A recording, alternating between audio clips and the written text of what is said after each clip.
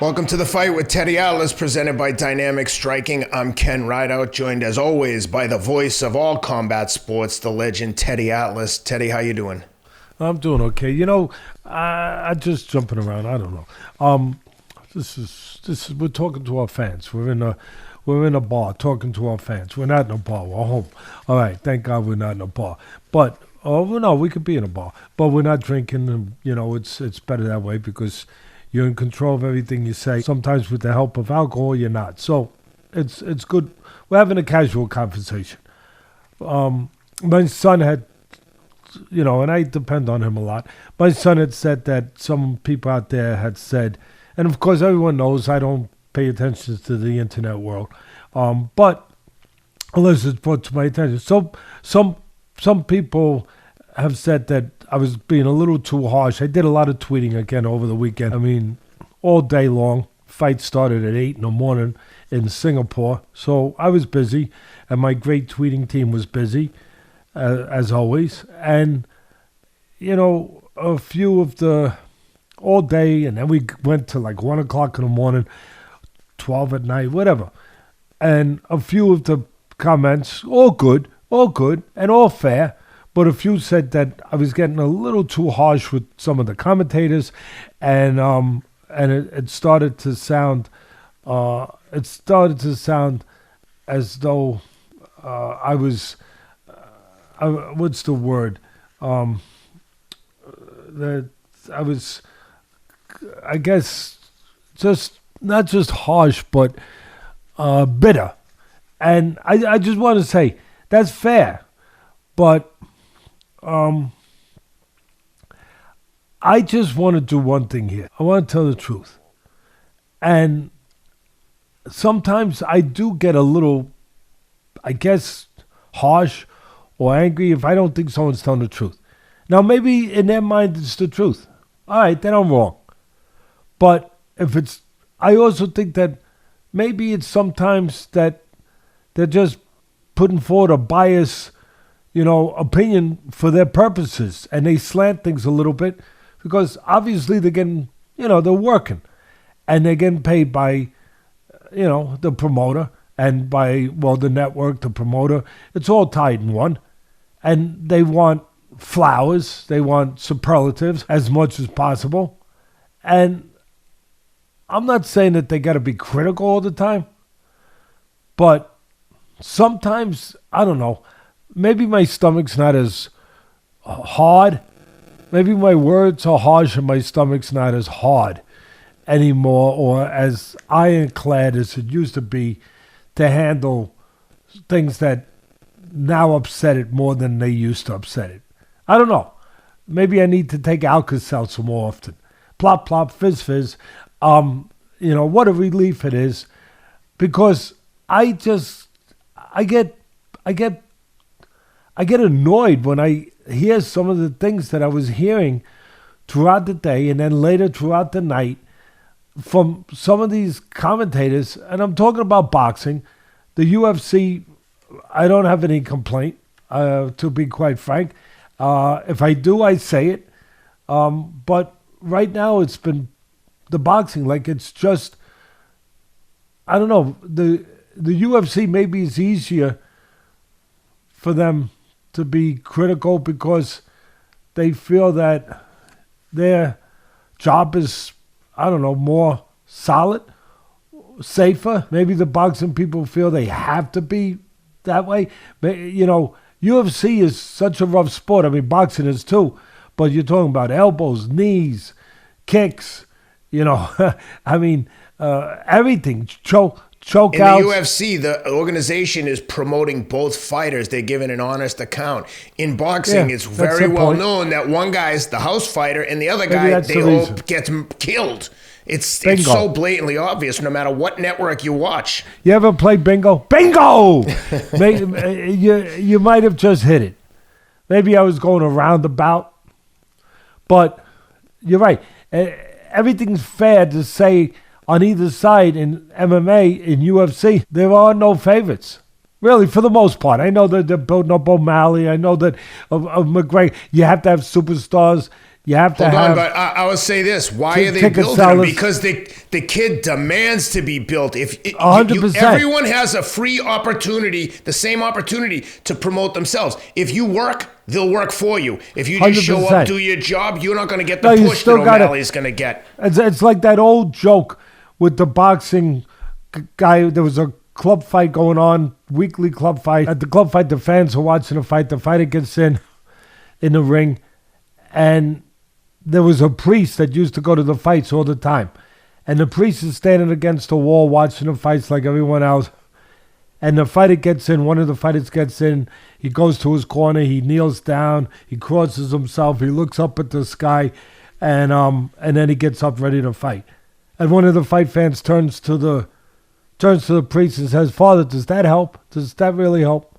And the priest says, "Only if you can fight, son." So it's the same thing. You can help promote a guy, and you can hope that the guy like Dana White and the rest of them, that of course they want a superstar. They want a guy who's more promotable, a guy who helps with the pay-per-view, a guy who has the sizzle as well as the steak. But you got to have the steak.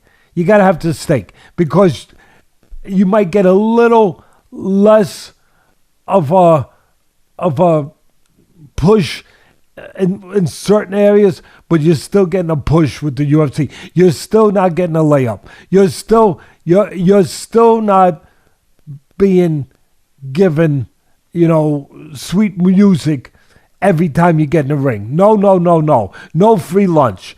So at the end of the day, you still have to be able to fight, son. And look, in boxing too. But it's an easier path in boxing when you're with one of the top promoters. You do get taken care of. You do get soft opposition on your way up. You do get special treatment. You do get kid gloves. Look, if I said anything less, I'd be freaking a liar. I wouldn't be aware of my sport for 50 years. Of course you do. And you get less of that. Sometimes none of that in the UFC, but much less of it. And the point I'm making is that, and the point you made, and I'm glad you brought it up, is that maybe the commentators are more honest, if you will, because not only do they know what they're talking about, they're all former fighters for the most part, but, and then you have the great John Anik, who's the play-by-play guy, the blow-by-blow guy, who's just tremendous, but they also, as you said, either side, it doesn't matter. There are no favorites for the most part. I just said O'Malley, some people would rather see him win because if, he could be a bigger ticket seller than most if he wins, but he still has to go through the fire, and the fire is there every time these guys get in the ring. And the commentators, again, they're not, look, proof to what I'm saying. In the fight that I called O'Malley to win a week ago, when he fought and he pulled off the win, and against the upset, it was a close fight as far as being handicapped by the bookmakers. But when he pulled off the win against the champion Sterling, all those commentators, for the most part, they all thought Sterling was going to win, and they weren't afraid to say it. And what I'm saying in boxing, there's favorites. I mean, they don't hide it. That they're almost cheering for certain guys, and they build them up. Not almost. They are cheering for the other guy. When Jared Anderson won, you'd think Tess was calling Thriller in Manila again every week. Same thing. And it's not like they're in there with Joe Frazier or Muhammad Ali, where it's called for, where it's fair game to do that. I mean, they're not putting things in context. They're not being honest.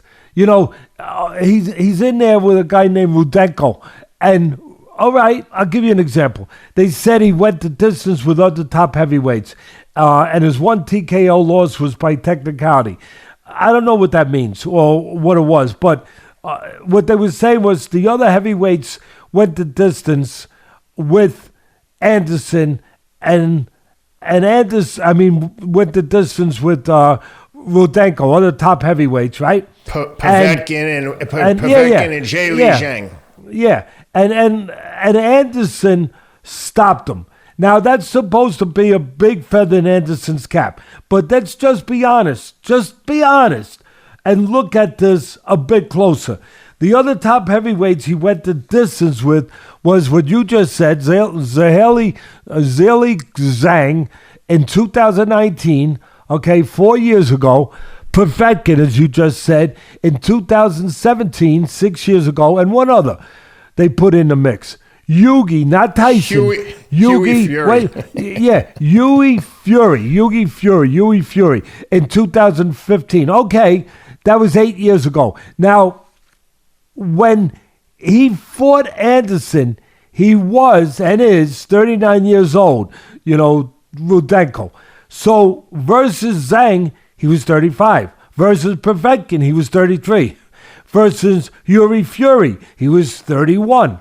So now, do you think that perhaps Rudenko was just a bit better and less used up?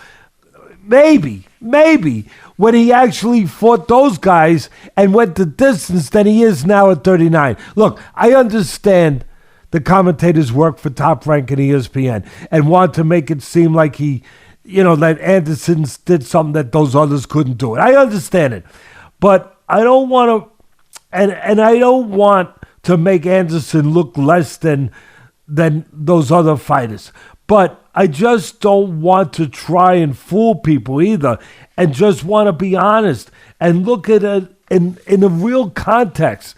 I've been doing that my whole life, commentating, and I've taken pride in that, and I try to do that, and I try to make sure I do that, no matter how I feel about the guy, to put out the truth as it should be put out there for the audience. And again, maybe I am getting bitter. Maybe I'm getting bitter by hearing this stuff over and over again, going crazy.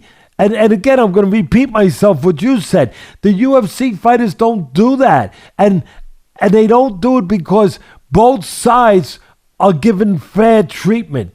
Because that's the way that brand is made up. That corporation, that business, UFC, is made up. And that's why it's been so successful, that both sides have a chance. All the time. Even if one guy has 9 losses and the other guy has 1.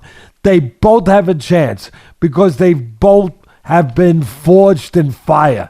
And they're put in there, the matchmakers put them in there knowing it's going to be a competitive fight. So the commentators don't have a dog in the fight. They treat both fairly, but they have a dog in the fight every time. The network, and all of them, not just ESPN, all of them, but ESPN a lot, where they favor one guy to the point of ad nausea, where it's just, I don't know. Again, you fans out there, you have the right to say, oh, Teddy, it's too much now. It sounded better. All right, I'll pull back. I won't do it. Will you like it better? Really? Because I'm not doing it out of bitterness, in my mind. I'm doing it out of just getting sick and tired of the bull crap, of the BS, that it's not legitimate. It's not sincere. Listen, I'm not saying they're bad people, the commentators, but I'm saying, God almighty, does your job mean more than your reputation? Or maybe they don't think that it bothers their reputation. Maybe I'm the wrong one. Here. And if the fans think I am, good, I'll shut up. I'll pull back. Okay? You like me better that way? Huh? Well, you know what? You know that movie, Ken? I was thinking about pulling back. And I thought about it all day. I thought about it, well, I should say, not all day. The UFC was in the morning, and then the boxing, the first leg of the boxing started at 5 o'clock, 6 o'clock, right? Whatever time that was. Trying to remember. Yep, am I that's correct? right. That's right. And then we had the late show of the boxing with Anderson later on. So during that part where my son told me some of the comments, I thought about it. I'll pull back. Maybe I'll pull back. And then by the time I got to nighttime and I heard more of the same, I started to feel like Leonardo DiCaprio, whatever his freaking name is. DiCaprio. Yeah, DiCaprio in the movie Wolf on Wall Street or Wolf of Wall Street. I'm sorry, Ken. I know you're laughing because it's a great scene. It's a great scene. I'm not effing leaving. And I'm like pulled back, and I love you, Ken. And I'm pulled back, and I'm thinking, all right. I'm pulled back. I'm being contrite. I'm talking like he was in that scene, All right, And then all of a sudden, I ain't leaving. I ain't effing leaving. They're going to need a wrecking ball to get me out of here. They're going to have to bring the SWAT team, the National Guard, everybody to get me out of here. I ain't effing leaving. I ain't leaving. So that's apologies to all the eardrums. Apologies to all the eardrums. But I didn't curse. I got close, but I didn't curse. And I stayed true to my beliefs in that. And you know what? That's what happened to me that night. It really did. Next thing I know, I'm tweeting again, saying things that I had pledged myself not to say. And again, I'll use one more metaphor, one more analogy from a movie. It was a movie, it was the only one out of all the Godfather movies that wasn't that good. The first two were some of the greatest movies of all time. And it's very rare that a follow-up movie is as good as the first one. What is it called, the follow-up movie? The sequel. The sequel. But this was the third movie, right? Godfather 3. It wasn't that good. But there was one scene where Al Pacino, an old Al Pacino, right? Like an old Teddy Atlas, maybe, where he says, every time I try to get out, they pull me back in. And I'm back. What can I tell you?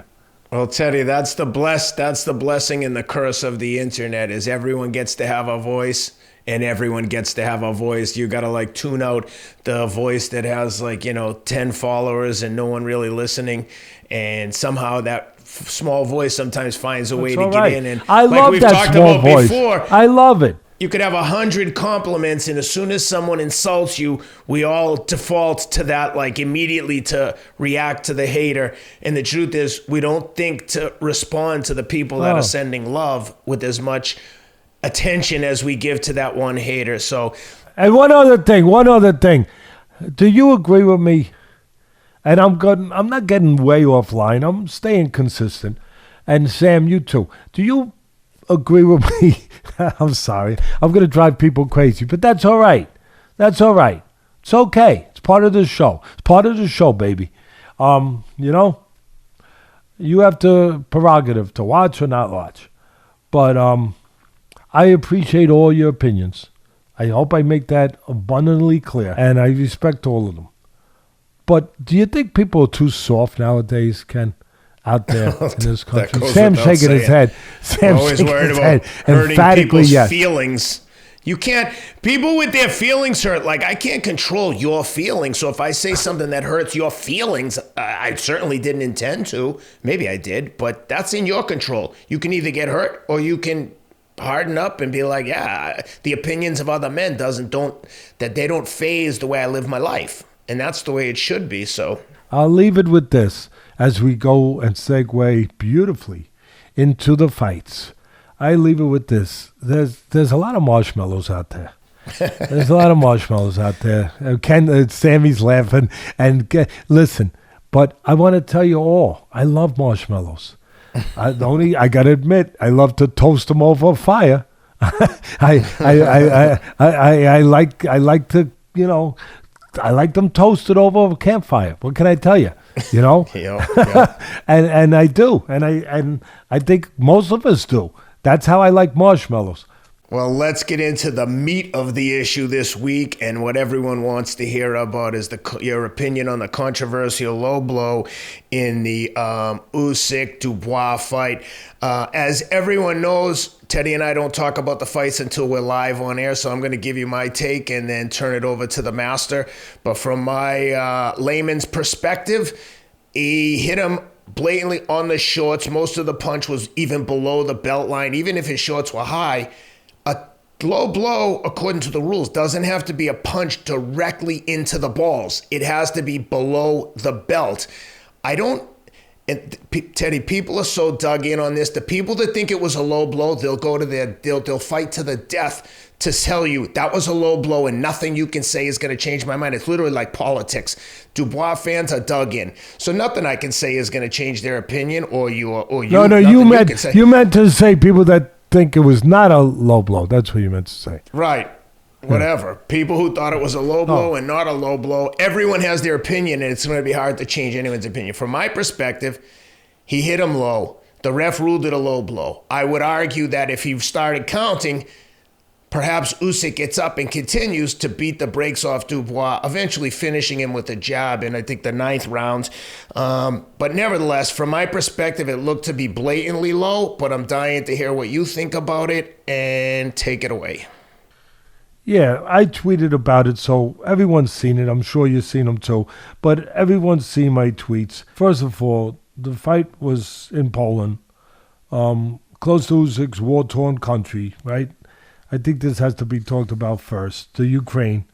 And as I'm going to talk about later on with the Max Holloway, who fights for his people of Hawaii, who have been devastated by the fires there. Usyk fights for his people of the Ukraine, right? I think by now we understand the story that were invaded by Russia. I turned again. This is where some people think I'm being a little bitter, but it just works for me. I turned the sound off when the fight started. I can see it clearer. I don't feel I'm being hindered by it or influenced by anything, even though I'd be a tough guy to be influenced by anything I don't believe anyway. I turned it off at the start, and then in spots I put it back on, like in the 5th round, as you're talking about, which is what everyone's talking about, when the controversy over the low blow began. Now, before the fight,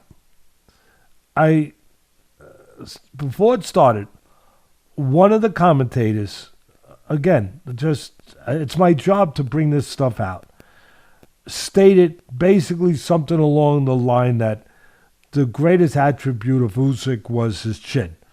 And I immediately, took a little umbrage with it, I guess, and I thought it was, I tweeted back that I thought it was his boxing skills. That was, his greatest asset, because if he had to depend on his whiskers with bigger men, he'd have a problem. He's been successful with the bigger guys because, for the most part, he's outmaneuvered, he's outboxed them. Anyway, even if Usyk does, obviously now people are gonna be talking about that if he does have an iron chin, he might have a glass belly. But and maybe the commentators should have been on that, but that's tough to be on, right? That's tough to be on. I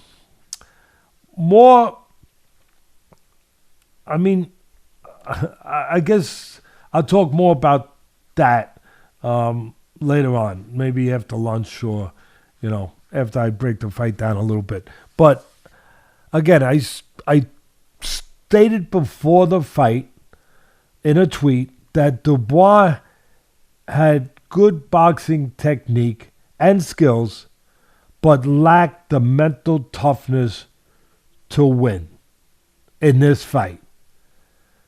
Now, I'm going to break the fight down. First round was close. After the first round, Usyk began to separate himself. I don't think anyone's going to argue with that. With his southpaw jab, right, from the, with his right hand, from the southpaw position, And it was important that he moved to his right side. And I was noting that, away from the right hand of Dubois. And he did that, but not always. Not always. And he got caught, he being Usyk, and timed with some good right hands. Because I thought he didn't move to his right. He moved to the left or he stayed center. And I'll tell you something about Usyk, one of the things he's got to work on. Sometimes he wastes movement. He's terrific. He's undefeated. He's a heavyweight champ, one of them, and was a unified cruiserweight champ, an Olympic gold medalist. Sometimes he makes movements from a little too... He reminds me of Holyfield in that journey, in that path that he took. Holyfield should have been a gold medalist in the Olympics. That was stolen by a ref. But sometimes he'll make movements, Usyk, from a little too far away where when he stops and you're closer, you can time him. He wastes movement sometimes, a little bit, although he's great. And his defense is terrific for the most part. Usyk's plan was basic. To use his jab to set the table, as I talk about all the time, for his left hand. And he did. In the fourth round, Dubois had a better round. Usyk was pretty much taking control. Then the fifth round. And as I said, I put the sound back on. Soon as, obviously, soon as the low blow, the controversy started, right? Number one, I said before the fight started that I had seen this referee, how do you pronounce it? Pabon? Something like that. Pabon, I think. Baboon, Baba, Baboop, Dulup. How do you just spell bad? B-A-D. P-A-B-O-N. Bad. Pabon. Pabon. Bad.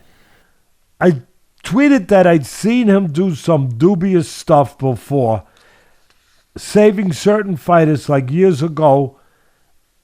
He saved Oleksandr Povetkin, I thought, versus Huck, who was also the former cruiserweight champ, just like, obviously Usyk is. Huck had Povetkin hurt. I asked Rob to cut out some video my son sent me. So he'll put it up there. I think it was in the late rounds in that fight. Huck had Povetkin hurt. Actually, throughout the fight he did. But again, noticeably in the late rounds. And he had him in trouble. And the referee, Pabon, who acts like a baboon sometimes, Mr. Bad, he continued to break them up and give time for Povetkin to recover. And obviously disrupting Huck's momentum, his offensive flow, his rhythm. Number two, the commentators said it was a low blow. Again, this is one of my annoyances. And then later in the fight, he says that was a legitimate blow. I don't know. Did he ever change your mind? All right. Okay. Oh, no, really. But which is it? You can't have it both ways, And again, one of the things that bothers me is like when guys flip-flop. That's one thing. I got things wrong plenty of times at ESPN, plenty of times over the 20-plus years I was doing the job there. But I didn't flip-flop. I said, yeah, I was wrong. I said this, and you know what? I was wrong. And just after a while, it's like, come on. I'm going to call you Flipper. You remember that?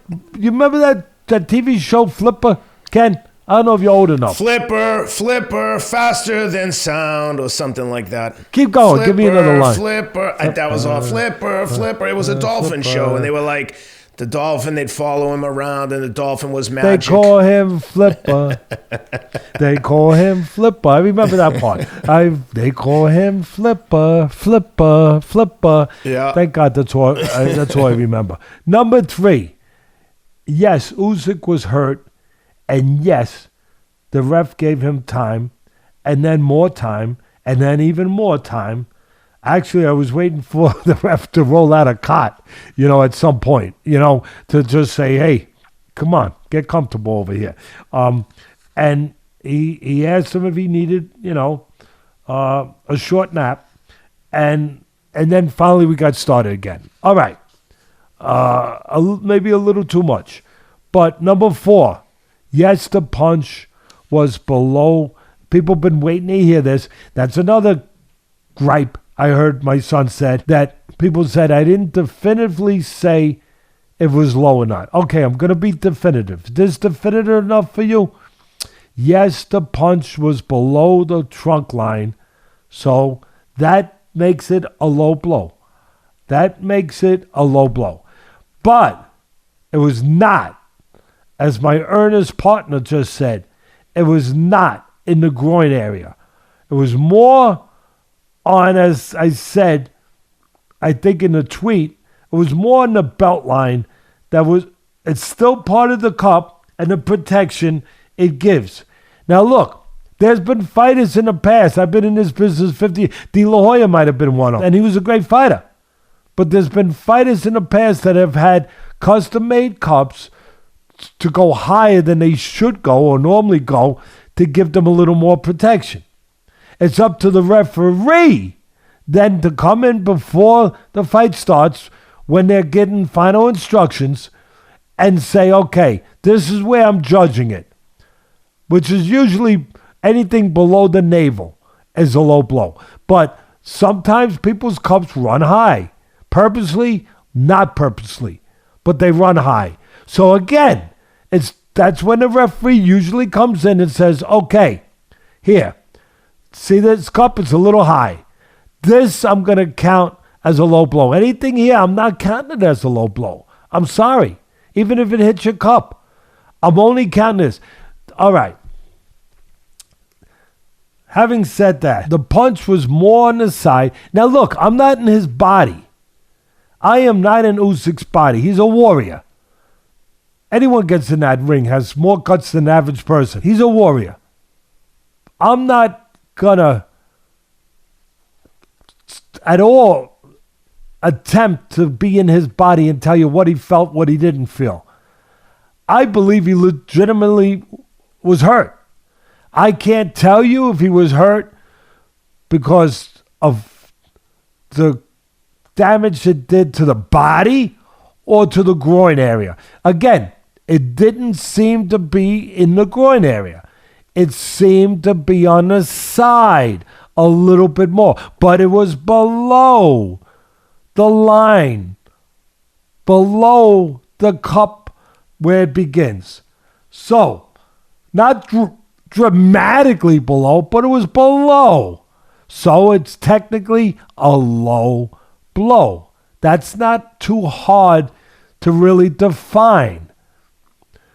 Now, here's where it gets dicey. We don't know.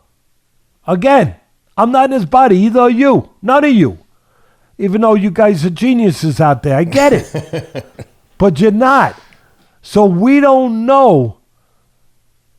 We do know that unless he's...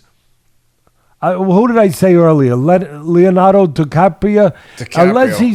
Unless he's Leonardo DiCaprio's protege as an actor, we do know that he was in pain. Was it derived from the pain that when you get hit in the groin or because you're hurt to the body? You know what? I almost am tempted to guess. And really, I love Usyk. And he's a warrior. And I love everything he stands for. And what he's done, what he's accomplished. I would probably guess that it's possible he was hurt in the body. But, again, that's not definitive at all. That is as subjective as it gets. Because I'd also suggest, though, Teddy, if it was a body shot and the ref started counting, I'd argue that Usyk gets up or does his best 100%. To get up. Well, that's what I was going to get to. That even if it was, and he went down and he was playing it a little bit, Maybe not. And again, maybe where he got hit, the cup covers an iron cup. It's leather encased around an iron cup. Leather encased.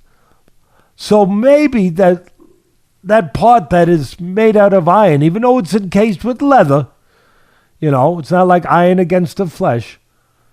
Maybe that got moved a little bit. It happens, and it did affect the groin area. That's a possibility. I'm just saying, if I have to guess, I'm saying part of it, at least part of the pain, I think may have been incurred from the body. But it doesn't matter because it was a low blow. It was technically a low blow. So the referee is right in saying it's a low blow.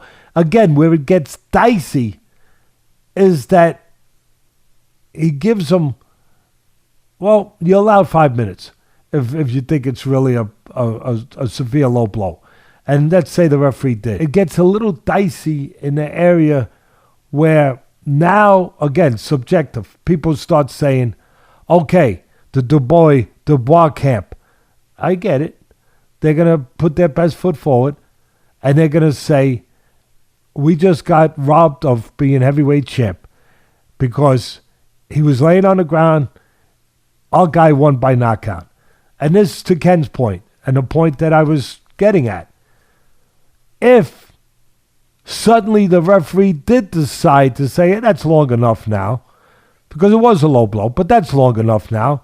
If you don't get up now, I'm going to start counting. And let's say the referee even didn't count it a low blow. Let's just say that he started counting. Okay, 1, 2. I am going to bet you, really, I'm going to put my money on the line that, again, just my opinion, Usyk gets up. That, yeah, people are going to say, but Teddy, the pain he was in, he was in that pain, yes, and he was behaving that way, yes, and he was looking that way and illustrating pain that way, yes, with the referee saying it was okay to do that. If the referee suddenly said it's not okay to do that anymore, you're not getting a free pass to sit on the floor. You either get up or you lose your title. I'm going to bet that he finds a way to get up. He's been hurt before to the body. He's been hurt before to the chin. He's always gotten up. He's always, whether it was in the amateurs, I know in the amateurs he got dropped. I believe he got dropped in the, I guess it was in the Olympics. In one of his amateur fights, he got dropped by Beterbiev, the great light heavyweight champion, when they were still both fighting at the same weight. I'm pretty sure he got dropped by Beterbiev, who's a great puncher, undefeated, all knockouts in his career, one of the light heavyweight champs. Great person, great fighter, great warrior, everything. Beterbiev, great. I'm pretty sure he dropped Usyk in the amateurs. He got up. He's a champion for a reason. He's always found a way to, whether it's get up or overcome. He's had to overcome plenty of things, like all champions. All champions. He's had to overcome all things. I'm going to bet, and I hope I explained it where both sides of the spectrum here can understand it. I'm going to bet that he finds a way to overcome this, overcome the pain, whatever that was, and get the hell up if the referee did start to count and threaten to take his title away. That he's going to get up. Now people are going to say, well, maybe he couldn't have, he wouldn't have survived. Maybe not. But he would have got up, and I'm going to bet again that he would have found a way to survive. That he would have, at least he would have tried to find a way to survive. Maybe that's fairer. He would have gotten up and put himself in a position to recover. And then once he recovered, you would have saw what we saw in the ensuing rounds after the 5th round. And again, I know it was a Twilight Zone round. I know it was a controversial round. But that is my and it definitively changed the flow of the fight. There's no doubt about it. Once we get past that, Usyk did what champions do. He picked up the pace, and just like he did in the Joshua fight when he was hurt. And now I'm going to touch on that. Same referee in one of those fights. I don't know if it was both fights, but one of those fights where, I guess it was the second fight actually, the second one, yeah, the rematch, where Usyk gets hurt by a body punch, and the referee separates them, and I believe warns Joshua for a low blow. It wasn't an extended period of time like this, so it wasn't really controversial. But now that we look back at it, that punch, it was low too, but how low? Did it just show a weakness in the body or ability to take it to the body of Usyk? Or, again, did it affect him in the groin area? We don't know. We definitively do not know. But we know now, after this, that we're thinking about it. We're thinking about that low blow in the rematch with Joshua where, hey, did this referee save him again or try to save him again? And I don't think he needed the saving that it looked like he needed in this fight, if you want to look at it that way, because it was much shorter period of time that it lasted in that fight. He got hit, a little low, but not blatantly low, and the referee, warned him. He showed that he was in pain, Usyk, and then they got back to business. Like I said, it was a short period, but it does make us think now in those areas. And I'll say this too. After Usyk got past the fifth round, in all fairness, did the referee seem the same referee that I warned people? I warned people that this guy could be a problem before the first punch, that this guy had been in dirty waters, had done dubious things as far as I saw. I was like the guy. I was trying to be like the guy shooting a flare from the Titanic, before it hits the iceberg. Like, hey, you better be careful. This guy's nickname is Iceberg Pabon. Iceberg. Iceberg Pabon. You better be careful. And sure enough, what happens? He sinks. I don't know if he sank. He didn't sink the Titanic, and he didn't sink Usyk, but he gave a sinking feeling to a lot of fans and a lot of people out there in his actions. Again, after that, I'm the first to admit that this referee seemed to be protecting, if that's not too powerful a word, seemed to be looking out a little bit for Usyk. He like every time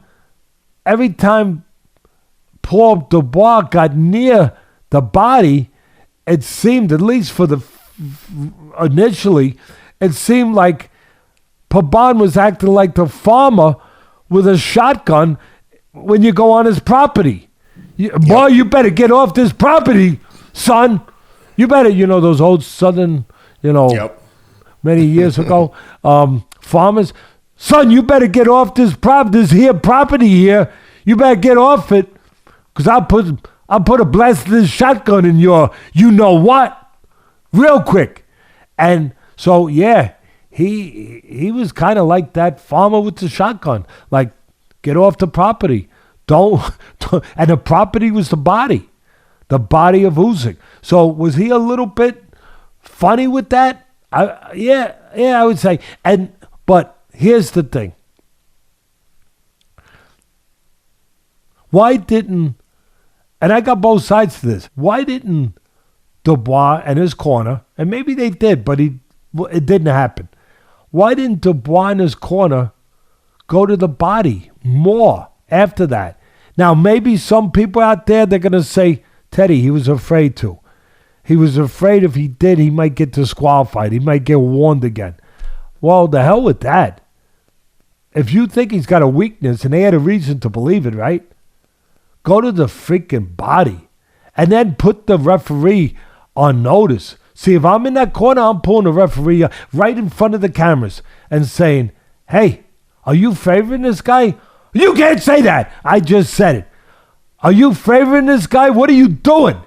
We're trying to go to the body. It's part of our fight plan. Are you going to let us fight a fair fight? Are you or aren't you? I put him on notice. I would put him in a defensive position the best I could to protect my fighter, to be allowed to do what I'm thinking I'm not being allowed to do, or my fighter's not being allowed to do. That's part of the corner work sometimes. So anyway, and I'm not knocking the corner, but the referee's supposed to do his job and a fair job. I understand that. But I also understand there are circumstances. These were circumstances. And sometimes you got to deal with them. On the cuff, on the snap, on the move. You got to deal with them. And you got to figure it out. Right there. You got to be able to think of what to do and what to say. And I'm just saying that if they didn't tell him, they should have told him, keep going to his body. Put it on the ref. If the ref wants to play games, then the whole world's going to see it. And then I'm going to get up there and say, what are you doing? Because then if the referee does it and it's not really a low blow, then you get up there and say, what are you doing? And you play to the crowd. You play to the commentators. You play to everybody. You say, what? You play to the commission. You say, what are you doing? My guy's not allowed to go to the body? It's off limits suddenly? I thought it was allowed. I guess it's not allowed in Poland. You can't go to the body in Poland, huh? So that's where I'm going. I was wondering, did they go there? And if they didn't, why didn't they go there more often? And again, I get it. Some people are going to say, but Teddy, he was scared too. He was, he's going to get the... Again, I'll say the same thing. The hell with that. You go there. If you think that's your way to win, your best way to win, you go there. It's fair. It's right. You go there. And then if you get freaking, disqualified because you're hitting them legitimate punches in the body, guess what? That'll all come out. You did your job. That'll come out. Like they say, it comes out in a wash. It'll all come out in a wash. That'll come out. But having said that, let's not forget, Usyk was winning the fight up to that point, and he took control after the fight resumed, after that crazy fifth round. All right? So I get past that. And I always like to say, put water in the basement. Obviously, the body. Obviously, Usyk looked like he had a freaking leak in the basement. I don't know why, again, the corner didn't commit more to the body at that point. But I covered that enough.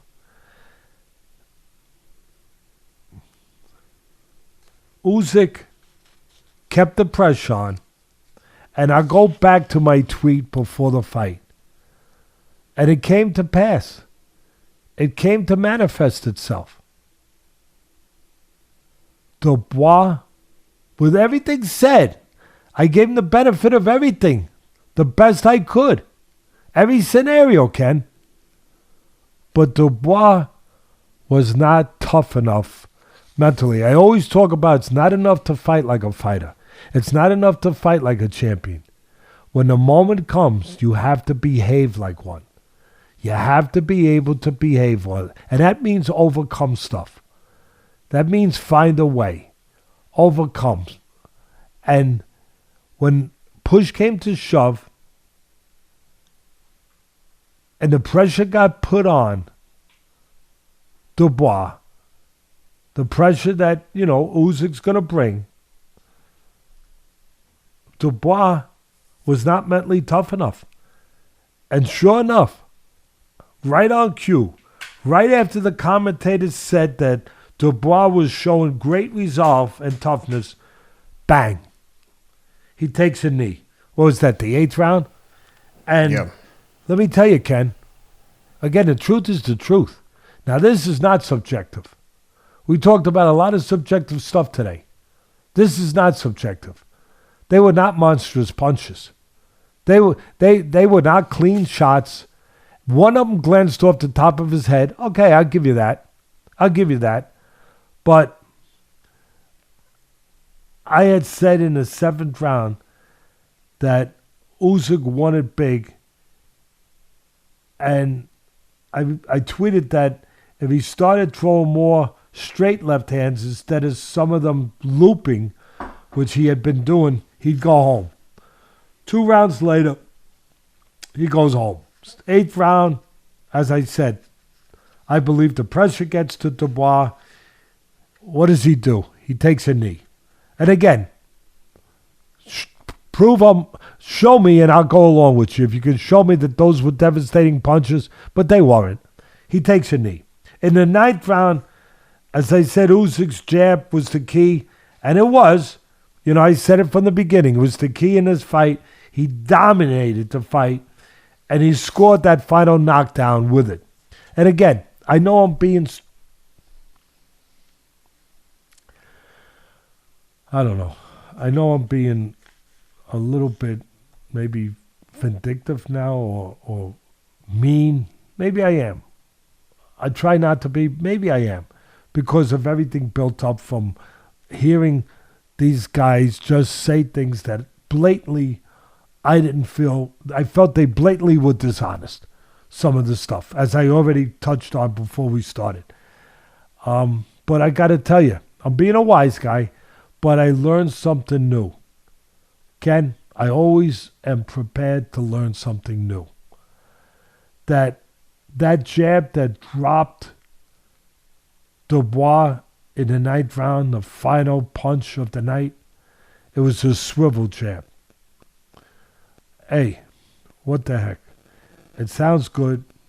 I mean, I guess. And I laughed really how the other sidekick commentator went right along with it. Here's where I laughed. Because right away I never heard of a swivel jab. It's okay. But right away, the other, like I said, sidekick guy, he goes right along with it. He goes, yeah, that was a swivel. I mean, like he knows what the hell a swivel is. I don't know what a swivel jab is. So he you know, and I guarantee you that he's never heard of it before. He's never seen a swivel jab or knows what a swivel jab would look like. But he goes, yeah, that was a swivel jab that dropped him. You know, hey, Ken, that looks like a purple spotted yellow robin. Very rare in these parts. Very rare. You know, I mean, I thought all jabs, I fancy myself I consider myself a pretty good trainer. But more than a trainer, I consider myself a teacher. Because if I'm not a teacher, then I have no worth or value to a fighter. A trainer should be a teacher. And I thought that all jobs involved a turning or swivel of the fist. Yeah, there's no doubt about it. You turn, as you throw the jab, I'll throw an orthodox jab. You turn it clockwise as you throw to get more snap in the punch. You turn it clockwise. Okay, you swivel. But it's a common part. It is the most common part. Here it is again. Turn. It is a common part of throwing a punch. You throw a right hand. You turn a right hand. Is it a swivel right hand? I turn my right hand when I throw the right hand. Look, I turn it counterclockwise. Jab, I turn clockwise. Okay. It didn't even look like he had much on it. He just kind of like stepped in, like almost like a short throwaway. Yeah, he caught him clean. Opening. Listen, I'll put it clean. I'll put it cleaner. Dubois quit. A lot of people ain't going to like that. Did he get the chance to be champion robbed from him? A lot of people are going to say he did. I broke that down already. I already broke that down. Okay? And it was unfortunate the way it went because we got controversy here. And it shouldn't be. You wish you didn't have it. All right. But he quit. He submitted. And he's got a history of this. He did the same thing in his only other loss against Joe Joyce. Is it Joe Joyce or John Joyce? Joe Joyce. Yeah, Joe Joyce. He did the same thing in that fight. He was winning the fight. Boxing, he's a good boxer. He's got good skills. He's got good technique. He does, Dubois. He does. But he doesn't have a strong resolve. He's not mentally tough. And when that old saying, when the going gets tough, the tough get going, he hasn't quite been able to do that. Because against Joe Joyce, the same thing. He was winning that fight. But the pressure of Joyce broke him down. Where he gave in. All right? I won't say gave up. He gave in.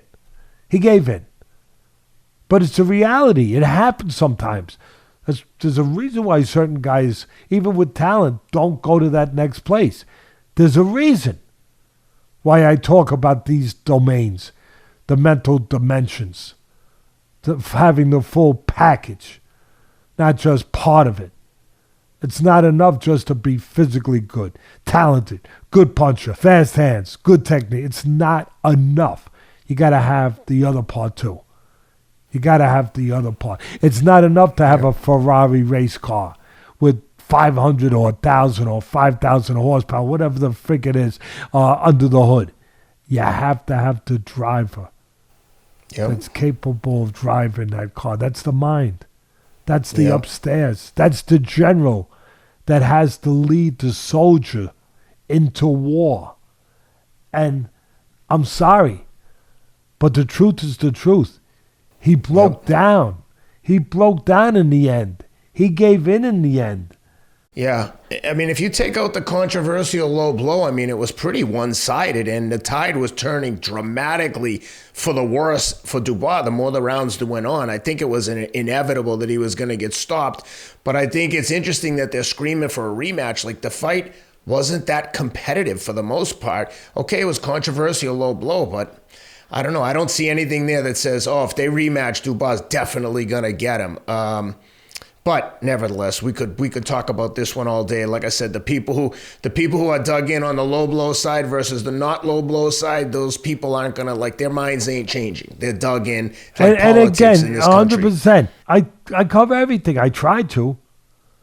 There are gonna be people out there, as you just touched on, Ken, that are gonna say that because of the referee's actions, that Dubois got discouraged. Okay, I'm going to deal with that.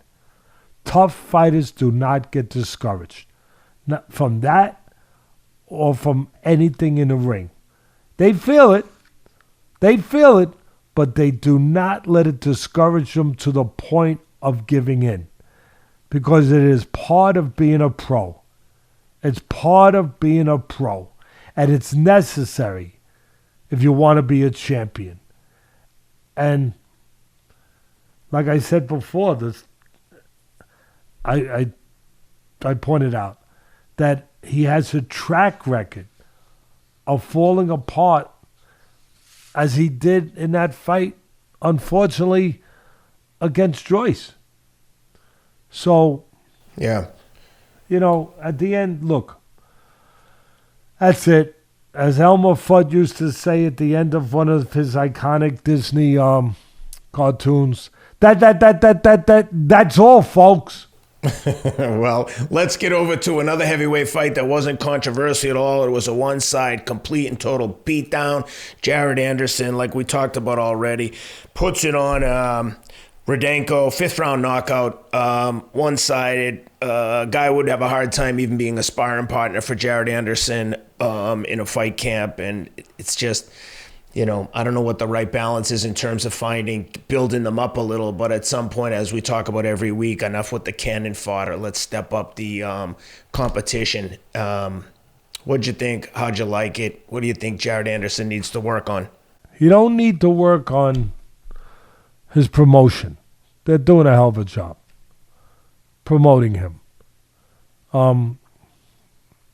If you didn't go by your eyes, or you didn't have to go by your eyes, or by a testing of the waters, deep waters, you just went by what you're told, he's the greatest heavyweight, right now there is. And maybe since Joe Louis. So he doesn't have to work on his promotional team. And he don't even need a personal promotional team. He can save the money, and probably has, because he's got those people at ESPN doing it for him. They are. And they're doing it for themselves, because if they build him up, they build up their network, they build up their promotional company, they build up their product. But you can't say something is something when your eyes tell you that it's not. Not yet. Not yet. They really come from the school of thinking that if they say it enough, that the fans will forget their senses, their own intelligence. Teddy, have you paid attention to politics recently? That's the political playbook. Just keep repeating the talking points and ignore anything else. You're right. I like this kid. He's a good-looking kid. I like the way he talks. Well, we know that. He's good-looking. Look, yeah. He talks well. I tweeted that. He talks well. He's good-looking. He talks well. He seems like a good enough kid. Very intelligent. All good things to root for. He's got decent hand speed. His technique is decent. He better learn to stop pulling back from punches, because if Rudenko could touch him a couple times with the couple punches that he barely threw, if Rudenko could touch him, then I would argue that no matter what the promotional team says, I would argue that these other fighters could actually touch him too, and maybe touch him a little less lightly. So he's better stop pulling back from punches. Yeah, I know Roy Jones and Ali got away with that, but leave it to them. Leave it to them. And they got away with it at a certain point in their career, and then later on, it was harder to get away with. As fighters, as they got older, their reflexes slowed down, but more importantly, as fighters started to time them. So, again, he's in there with a guy that's 39 years old, has 6 losses, whatever. Every time he has stepped up, they'll tell you that every time, that he's only lost to top fighters. Well, I don't know if they were all top fighters, to be quite honest, but it also speaks to that every time Rudenko, even when he was younger, stepped up a little, he lost. He lost. Look, he was handpicked for a reason. I think that, again, they're not doing Anderson any favors by overselling things that shouldn't be oversold and shouldn't be, as I've said very, plainly, shouldn't be lied about. That he's doing things that, at a level with a fighter. Like one of the commentators said, if he does this, again, annoying. I got a little brain in my head. If he does this against any of the heavyweights out there, they're going to have trouble. There's going to be a problem for them. Well, if my uncle had, he'd be my... No, if my aunt had, she'd be my uncle. Well, that's right. I'm sorry. Well, nowadays, I don't know. Nowadays, I don't know, because we got people like that are like sitting in all kinds of high positions that can't even define what a woman is, or telling you that a man can have a man can be a whatever baby. you want. Well, I love the guy in poker. I love the story my son told me about one of these poker players out in Vegas, I guess a little while ago, in one of those big poker tournaments. And he said, I won. And he had to lay his cards out. And when he laid his cards out, they looked at him and they said, you didn't win. You got queens. And he said, oh no. My queens identify as kings. When we were at the last fight at the Garden, I was standing with our great producer, Rob Moore, and his beautiful wife, Marla. And she comes out of the bathroom laughing, and she's like, some giant guy with a beard just walked into the bathroom, and someone said, excuse me, this is the women's room. And he goes, not tonight. I identify as a woman right now. Hey, where was this? That's how they go. This was at the Madison Square Garden at the last fight we were all at, the Poirier fight. Big giant crazy guy with a beard comes out. He's like, no. I identify as a woman. I'm good to use this bathroom. Listen, one thing I think we can all agree with is the world's crazy, and it's a bit upside down, if not a lot upside down right now. So we won't get into any more of that or politics.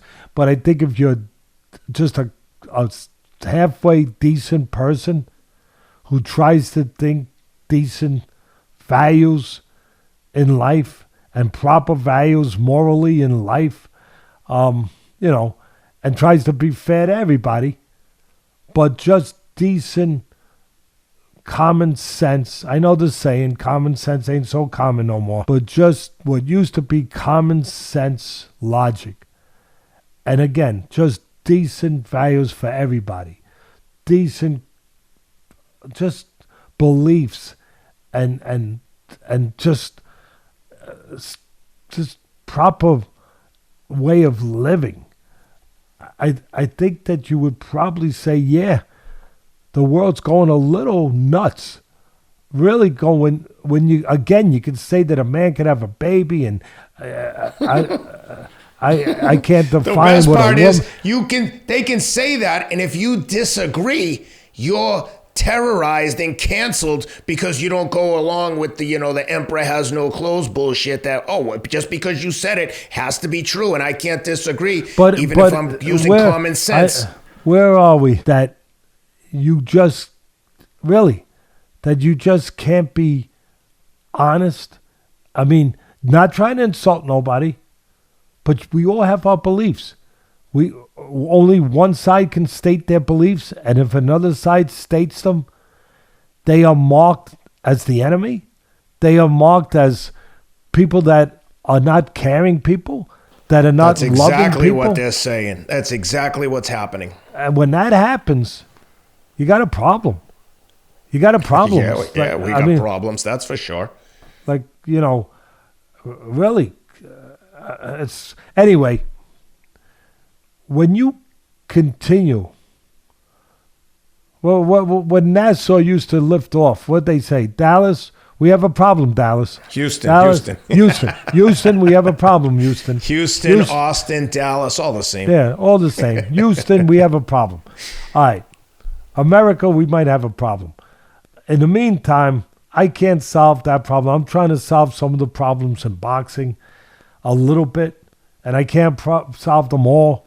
And I'm not saying I'm the man to solve them all, but I'd like to at least try to get this sport a little bit and just the way that it's projected a little bit into the middle lane again, the middle lane of truth, of just common sense, and not pounding the audience over the head with biases of yours because you think you have to do that. You don't. Just tell the truth. That'll be enough. If Anderson's going to be a great fighter, the truth will come out. It'll show. All I'm saying, all Teddy Atlas is saying, I want Anderson to be successful. But what I'm saying is, let him show it against fighters. I'm not saying he should be fighting Fury right now, or even Usyk right now, or even Wilder right now. But let him fight a little bit of live opposition. At 39 years old, Rudenko was not live opposition. And when you go, now, in all fairness, no matter what he did with those other guys 4 years ago, 5 years ago, 8 years ago, 9 years ago, now, when you go in there and you just put the earmuffs on and you just go into a peekaboo and you just cover up and you don't move your head and you don't throw a punch, what are you doing? What are you doing? You're masquerading as a Everlast heavy bag? It's not Halloween. It ain't Halloween, baby. Right? It's not. So you're not but you become a human heavy bag. So when you become a human heavy bag and Anderson goes to the body, as I tweeted, if he's going to put his hands up, Rudenko, like that, and make himself that kind of sitting duck, he should go to the body and he should throw uppercuts to split the guard and go to the body, because the body is right there. You can't miss it. He's giving it to you. So he went to the body, and he went often to the body after he started slow. And he had decent hand speed, but he doesn't show great power. And I'm not knocking him for it. But if you're going to be a heavyweight, a great heavyweight, having a little power does help. But again, you've had heavyweights that were champions without great power. You have. But they got to be great in other areas. Not only fast, their defense, their consistency, their mental toughness. All I'm saying is maybe he's got these attributes. He's going to need them. Maybe he has them. He has decent technique, except pulling back from punches. He has decent hand speed. But what I'm saying is, you can't make a statement, really, an honest statement to an honest audience, if the audience is not a bunch of dumbbells. And maybe I give you too much credit out there. Maybe you are dumbbells. Maybe you are. I don't think you are. I don't think you are. But maybe you are. And you like to be told these things. Maybe you do. And you go along with it. You know, maybe you're one of those people that Ken was talking about earlier, that are out there, you keep telling them, they listen, they believe it. And you pull them by the nose, and they believe it. They don't find out for themselves. They don't look for themselves. They just get led along, like the Pied Piper. Just leads them. Maybe you're comfortable with that. I don't think you all are that. And what I'm saying is, if you're going to make a statement, Ken, a professional statement, and you have that microphone, you have a responsibility to try to put forward the truth to that audience, to ones that are trying to learn, And you have to put that forward. That's a responsibility in the right way. Not in a way that just fancies your network or fancies your job or fancies your promoter. No, it's got to fancy the truth.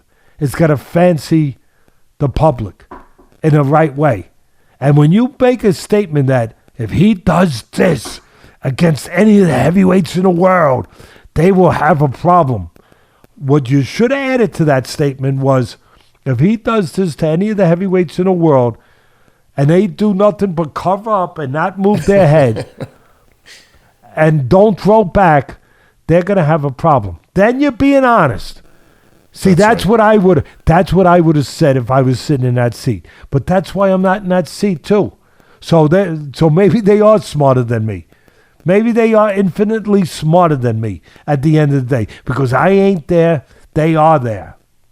But I'm here. And I'm going to do what I've done my whole career. I'm going to tell the truth. What I believe to be the truth. Does that mean Teddy Atlas is right all the time? No. But it means that I have 50 years of experience, and I believe my judgment is telling me to say those things. That I, to my soul, believe those things and believe in the purpose of saying them. That's what I'm saying. So at the end of the day, what did he get? Anderson probably thinks I'm an enemy, and they're his friends. Are they doing you a favor, giving you these guys? Are you learning anything? You didn't even go rounds. They were talking about, well, he's going to get rounds. What did he go, 4 rounds? So he didn't even get rounds in. Did he get another win on his right? Yes. Did he get lied to? Maybe. Where he thinks he could get away with certain things that when he fights the better fighters, maybe he'll pay a price for. Maybe then he'll think about Teddy Atlas. Maybe then he'll say, holy crap. Holy crap. Now I know why that mean son of a B, that bitter, mean son of a B was saying those things. I should have listened a little bit. They weren't doing me no favors. Tell me how great I was. They weren't doing me no favors. Put me in with those guys. And I did things. I developed bad habits. And I thought I thought I was doing good until I fought a better fighter. It reminds me of a story. Joe Namath, the great Joe Namath, was doing Monday Night Football. And everyone wanted to kiss his backside. Does it sound familiar, Ken? Does it sound a little familiar, maybe, with some people we know? Anyway, every time after a show, all they told him, he would ask. He actually asked, how was I? How am I doing? And they would say to him, great, Joe.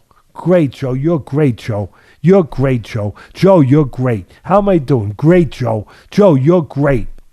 And then Joe Namath himself said this. He said, and then when I got fired, a short period later, because truth was he wasn't that good.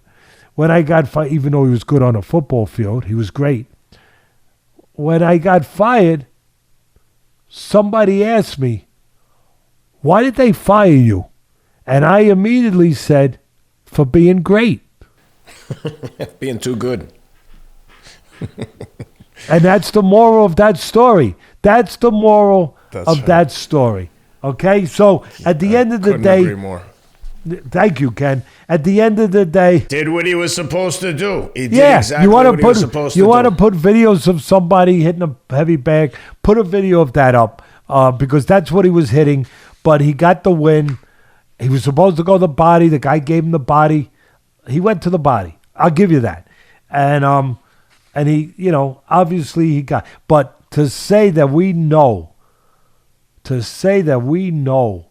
what he's going to do, or for this kind of competition that he's been in there with, it's just not fair. It's not fair to him. It's not fair to the audience, like I said. I mean, it would be like a guy that's learning and being taught swimming strokes, and he's being taught swimming strokes, and he's got him down pretty good, but you don't really know if he can truly swim, obviously, until he's in the deep end of a pool, right? Exactly. With other good swimmers, and for me, on Saturday night, he wasn't in there with anyone who can give us a real assessment of whether he can swim or he just looks good holding on to the side of the pool, kicking his legs. That's right. Let's jump over to a side of the pool where both guys could swim like sharks and talk about the UFC, because those fights were competitive. Toughness on display again. How you like Alex Caceres getting the broken arm in the first round? Broke his forearm right in half and kept fighting hard against Giga Chikadze and lost a 30-27 decision. Did he break his arm? Did he break his arm? He posted an X-ray. Unless he has an X-ray of someone else's arm, he posted a picture of his arm bone broken in half. These guys are he said he broke his arm and posted a picture. He posted a picture of him and Giga in the hospital together, and Alex had his arm wrapped up in a splint, and Giga must have been in there getting assessed himself because obviously he took some damage. But 30-27 on all three scorecards. But man, to suffer a broken arm in the first round against you got kicked in the arm, and to keep trying to protect the head from those head kicks with that arm is just next level toughness. But it's on display, hey, listen, on display every week. Fair. Every week, but let's be fair. We've had fighters that have won fights with broken jaws. Muhammad Ali, 100%. That have dislocated arms, one hand. I forget who it was, but there was a fighter that fought with one arm. I've seen that. But look, a broken arm. I mean, these guys. But every time it happens, though, it has to be pointed out. So tough. I mean, it should be. It should be. But I'm pointing it out for both sides because some idiots out there say that I love. Sam's laughing because he gets a kick out. But I'm sorry, get right to the point. Right to the point, counselor. What some idiots out there, some morons out there, I'm trying to be soft and I'm not doing myself any good here. Some dodo birds out there think that I'm being, I no longer love boxing and I'm giving all my love to MMA. No, I'm not. I love both. I just try to give... call it as it is and give attention to what should be given attention at that time and merit at that time. So I'm just pointing out on both sides that these UFC fighters, these MMA fighters, they're extraordinary. And so are the extraordinary ones in boxing that have found a way to overcome extraordinary difficulties in their domain. Before I get to that fight, I want to say only diehard fans, really, the UFC finds a way to separate the fans from the casual. Early morning from Singapore, it started. 8 o'clock, it started. And me and my team, Brennan Wood, Ian Mackey, Rob Moore, were all at work tweeting away and witnessing a very special atmosphere. Really, that has to be touched on. With the crowd there for the zombie, knowing it might be his last fight, which it turned out it was, as he laid his gloves down in the cage after, to symbolic of the end of his career for him. Last time he's ever going to wear them in the cage. And both he and Holloway came in wearing I Love Hawaii shirts to show their support for all those people on that island where Max comes from who've lost their lives, their homes, with so many people still unaccounted for that were most likely killed in these horrific fires. And as I tweeted the air, the air there was just filled with both excitement and emotions of love for both the zombie and, of course, the people of Hawaii. And I thought it was beautiful. Another great night, or morning, I should say, of fights for a great and always expanding global brand. And look, again, the boxing fans will get pissed at me. What can I say? Get on your sport then. Get on your promoters to stop the crap. Stop the crap of giving you so much cannon fodder, of giving you all this cannon fodder instead of true fights, which the UFC does do. Again, the UFC, they are getting up there with the popularity of major sports. It's just an incredible job they've done and continue to do, and it bothers me sometimes. Not in a way that I'm not happy they're doing it, but I'm a part of it a little bit. We're calling some of their fights now with ESPN, thanks to great people like Charlie Monahan and the people at ESPN who have felt that they should have me doing that. And as I said, all the great broadcasters over there that have embraced me and allowed me into their world. But I get upset that fans come up to me and they tell me, yeah, I moved over to the UFC. And there's no doubting how big the sport's gotten and how it continues to grow and how their ratings are higher than boxing, other than the huge fights we put on every once in a while.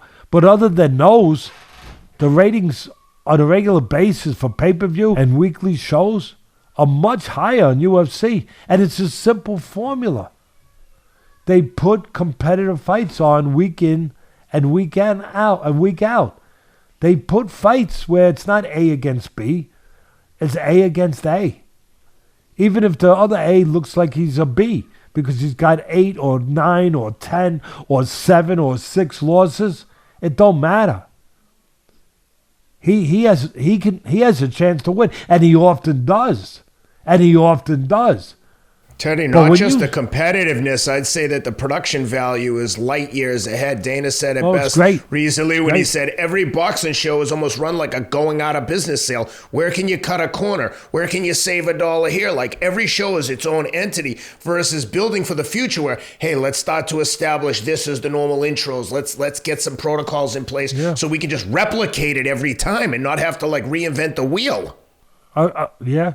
And also to your point, I'll give you more credit. To your point earlier, where the commentators are not saddled. I'm going to stand up for the commentators. I am. I just buried them, but now I'm going to take a little dirt off of their grave. Where the commentators are saddled with what they think is the pressure, if you will, or the duty of building up these fighters more than they should be built up for these one-sided fights. That's a very fair point, Teddy, that we have to recognize that sometimes these guys might be getting, the producer and the network might be telling them, listen, build this kid, like we need to pump the tires here. Whereas in the UFC, it's just like, hey, here's who's fighting. You don't have to sell it. Yeah, you don't have to sell this stuff. No, because people know. They know they're going to get a fight. But to that point, and it's a good point, maybe I should be a little less harsh on these commentators at ESPN and all these other places on boxing. Maybe they are saddled, really burdened with the job that they shouldn't have. Yeah, the responsibility that shouldn't be their responsibility. To have to make these fights more than they are because they're not. And maybe that's a big thing. I'm glad I brought that up. At the end of the day, I want to just say that I touched on how ESPN has me covering the UFC. I think it's next week I'll be covering the Adesanya Strickland fight from the studios. Where is that fight anyway? Australia. Yeah, so I'll be in the studios in Bristol. They don't love me that much. They're not sending me to Australia. but that's okay. They're sending me to Bristol. That's close. That's a 2-hour car ride versus a 12-hour plane ride. Close. And now I sound like you fly private. That would be an easy flight for you. Overnight, get some sleep. Well, if I borrowed your pilot in your jet, yes. I come back. You didn't think I'd come back that quick, did you, Ken? I guess. Look, I guess that if I use the metric system that the commentators use, I could say that Bristol is close to Australia. Yeah. Well, let me just say, if anyone's listening and they want to see a live show, live taping of the fight with Teddy Ellis, Teddy and I will be there if someone can arrange accommodations. Caceres, yes. Caceres and Chikadze. Close first round. Edge to Chikadze, who had been inactive, a year and a half, Ken? I think it was a year and a half. I mean, we got to put that in there. Yeah. 1 sec. Let me just pull up the... let me just look at this. Yeah, Chikadze's last fight was... his last fight was against Calvin Kattar in January 22. So, year and a half plus off, 18 months at least. All right, so look. Close first round. Edge to Chikadze. I guess we're going to pronounce it right. I said Chikadze. All right, Chikadze. Chikadze. He'd been inactive a year and a half, so you could actually see him get better as the round went on, as he was knocking off some of the ring or the cage rust. Close second round also. Caceres was quicker, more accurate, and busier, but Chikadze was stronger, more accurate, And in the third round, it was a good fight, by the way. In the third round, again, very close, competitive. Caceres, again, was busier, but in the end, Chikadze did more damage, was more accurate, had more power. It was a good comeback fight for Chikadze after that kind of long layoff. So I was impressed. For context, Caceres had 3 fights in the time that since Chikadze's had his last fight. But before we get to the next one, Teddy, let me give a quick shout out to our partners at Athletic Greens. Go to athleticgreens.com/Atlas and take advantage of a special offer for our listeners. 10 free travel packs of Athletic Greens with your first purchase. Athletic Greens is the one all-in-one green drink, a multivitamin that you drink in the morning. Couldn't be easier. Made from all whole food sourced ingredients, which is the key. Food is nature's vitamins. Athletic Greens use only the highest quality fruits and vegetables to derive the product. We've been on these guys for a long time. We've been working with them since we started. Athletic Greens, if you're only taking one supplement, you should make it Athletic Greens. Go to athleticgreens.com/Atlas to take advantage of the offer. 10 free travel packs with your first purchase. Key if you're flying to Australia for a big UFC fight. All right, Teddy, let's talk about the co-main. Co-main, our man, Anthony Lionheart Smith, in tough, per usual, against Ryan Spann in a rematch. Bad blood in the first fight. These guys don't really like each other, or they didn't prior to the fight. There was a lot of sportsmanship shown in the fight, but Anthony Smith gets a razor-thin decision. This fight could have easily gone either way. I think Anthony will probably be the first to admit not his best outing, but he did enough to get the win. Split decision, as close as it gets. How'd you like it? What'd you think? As you stated, first of all, Smith's a friend of mine and of ours, and I like him a lot.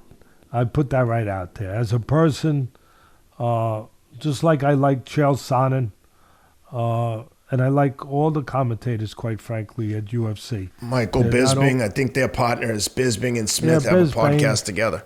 Yeah, he's great. Every one of them. Every one of them. Great guys.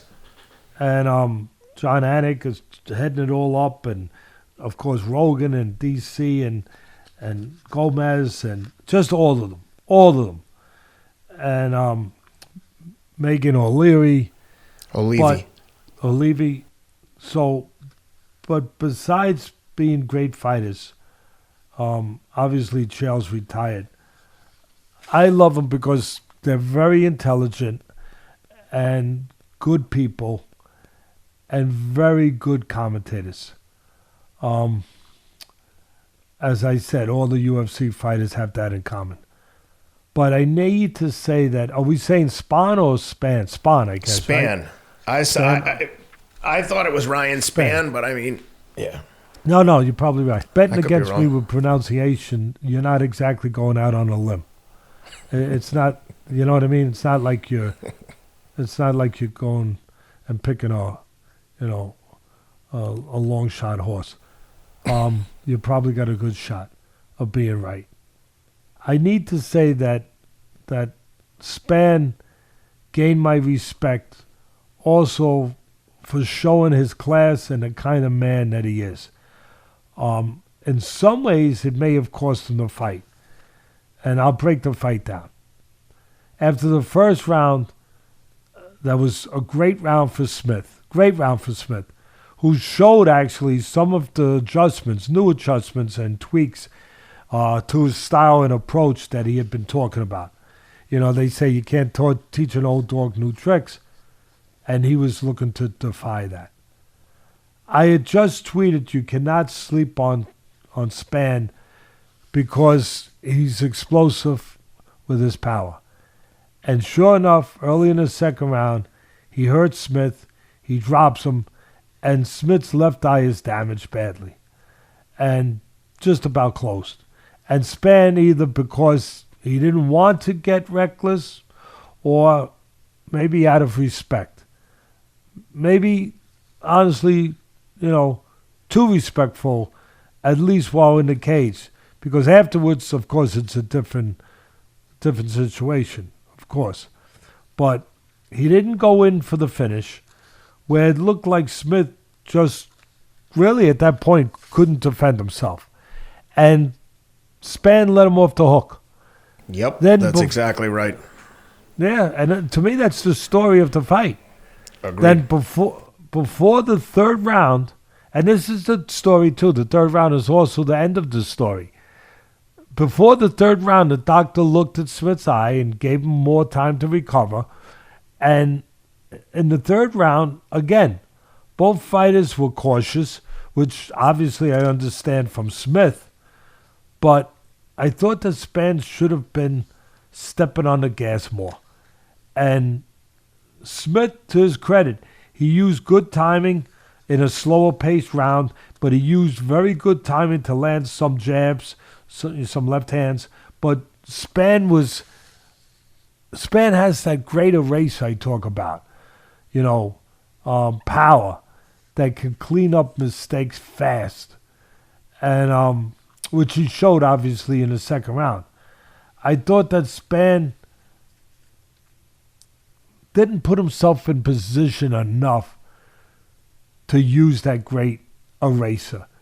I just thought that, he should have pushed the pedal to the floor a little bit more. I'm not telling him to be reckless, just a little more under the conditions and the circumstances. Having said that, I thought that Spann eked out a close third round. And I'm saying this so those people out there that say, "Oh, Teddy, you're saying that you're being, with the ESPN, you're being bitter because you don't like them." No. I love Smith. I love what I see of Spann, but I don't know him the way I know Smith. I don't know him the way I have a relationship with Smith. Yet I'm still saying that I thought Spann eked out a close third round and probably won, for me at least, 2-1. And you said it right. It was a razor-thin fight. But it went to Smith, who's, no doubt about it, his great heart kept him in it, And again, great class shown by Spann, shaking hands, during the fight after the second round. After the second round with Smith, to show his respect for Smith. The fight was still going on, but he showed his respect for Smith, fighting with one eye closed. And both these guys, undoubtedly, are classy warriors. Again, I felt it looked like Smith, at the end of the day, it felt like it looked like Smith, who's given us so many great moments in this sport, should think about how close he is. I'm not telling him he's got to retire. I'm just saying that, obviously, I don't need to tell him he's a very intelligent man, and he's got a great family, and he loves his family, and he makes that very clear. I just think that, he's at that point that everyone gets to, where you think about being close to the time to get out that door. I'm not saying he's at the door. I'm not saying he's not at the door. That's his choice. But I think that he's got to think about being close to the time to get out at 35 years of age, over 50 fights. I think he's got over 50 fights, Ken. As I said, he's a great person, great family man. He's been in many wars. That's it. He's great. Whatever he does, I'll be supporting him. The fans will be supporting him.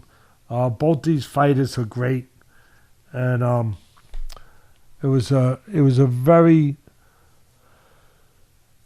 different kind of fight. When Spann hurt him in that second round, and you saw the damage immediately to the eye, and you knew he was compromised the way he was, and to see Spann be that respectful and not just jump on him. This is a blood sport. But he didn't go for the blood. He at the end, that might have cost him. I don't know. But you got to love him as a human being.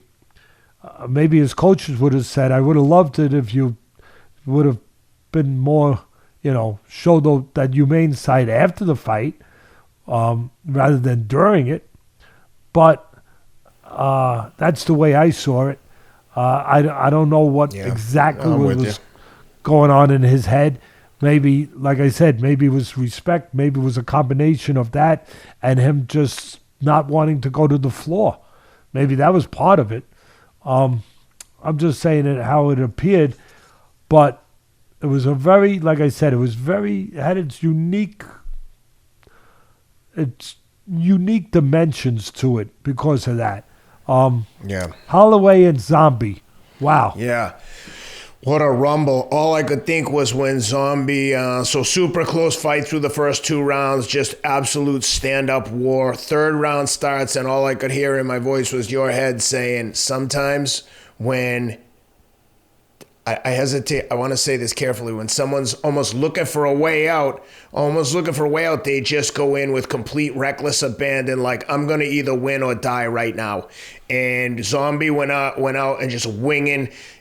You could argue irresponsibly because he was winging, and Max caught him. That's been his MO. That's been his MO. Very competitive fight. Was super close. Zombie just was like, we're ending this right. It looked like Zombie came out in the third round and was like, this fight's ending right now with either knockout of me or him. With Zombie, it doesn't stand that way of that what you just said that I say, and rightfully so in certain cases.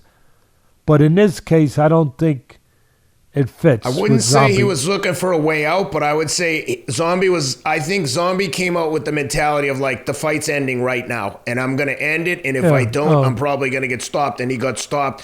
And Max Holloway, as always, classy as can be, helps the Zombie up. Max Holloway just came out of this thing. He was the winner of the whole event. He just came out looking like a champ. But he's a champ. He's one of the nicest guys in the sport. Well, Zombie was a winner too.